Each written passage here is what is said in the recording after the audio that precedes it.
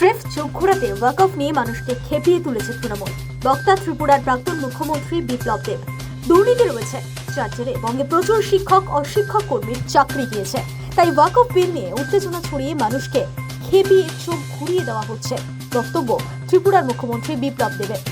আর ওয়াকফ বিলের নামে যেটা বাংলাতে তৈরি করা হয়েছে, স্পন্সার্ড বাই স্টেট গভর্নমেন্ট, ওয়াকফের সবচাইতে জমিন বেশি 50% উপরে জমিন উত্তরপ্রদেশে। উত্তরপ্রদেশে কোনো কিছু হচ্ছে না, ঠিক আছে, পলিটিক্যাল ডিবেট হতেই পারে, কিন্তু এখানে বাড়িঘর জ্বালিয়ে দেওয়া, এক বিশেষ সম্প্রদায় বিশেষ করে হিন্দুদের উপর অত্যাচার করা, তাদের মারধর করা, সরকারি সম্পত্তি লুটপাট করা, এগুলো রাজ্য সরকারের প্রমুখ যে ব্যক্তি বসে আছেন ওনাদের উস্কানির কারণ হচ্ছে, ওনাদের স্পন্সার্ড করার কারণ হচ্ছে। তিনি রাজ্য সরকারকে তোপ দেগে বলেন 26,000 লোকের চাকরি গিয়েছে। সেই বিষয় থেকে মোড় ঘুরিয়ে দেওয়ার জন্য ওয়াকফ বিলের বিরুদ্ধে এভাবে মানুষকে অনর্থক উত্তেজিত করে তুলেছে মমতা বন্দ্যোপাধ্যায়ের সরকার।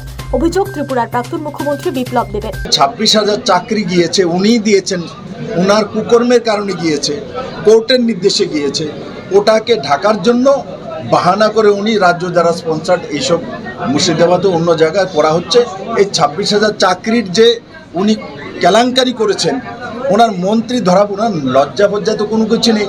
30 কোটি টাকার সঙ্গে সঙ্গে ওনার মহিলা মিত্রের সঙ্গে ওনার মন্ত্রী ধরা পড়েন, প্রমাণিত।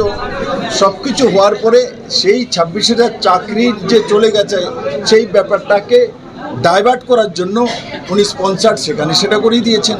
শনিবার উত্তর চব্বিশ পরগনার বারাসাত সাংগঠনিক জেলার ডক্টর ভীমরাও আম্বেদকরের স্মরণ ও আলোচনা সভায় উপস্থিত হয়ে সাংবাদিকদের প্রশ্নের উত্তরে তৃণমূলকে চাঁচা ছোলা ভাষায় আক্রমণ করলেন ত্রিপুরার প্রাক্তন মুখ্যমন্ত্রী তথা সাংসদ বিপ্লব দেব।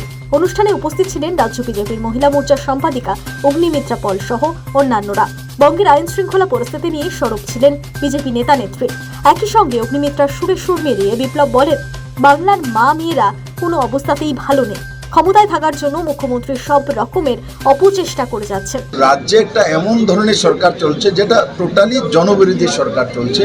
সত্তায় বসে থাকার জন্য উনি যা খুশি তা করতে পারেন, ওই মানসিকতায় চলে গেছে। তার একটাই উপায়, জনতা সর্বোপরি জবাব দিতে পারবে, আর জনতা, বাংলার জনতা জবাব দেবে, এটা আমার পূর্ণ বিশ্বাস। এদিন বেশি দিন থাকবে না, সাধারণ মানুষ পথে নামবে। আইন শৃঙ্খলার অবনতি দূর হতে আর বেশি বাকি নেই। মুক্তির বার্তা বিপ্লব অগ্নিপত্রের গলায়। মুর্শিদাবাদে যেটা হচ্ছে সেটা অত্যন্ত দুঃখনীয়।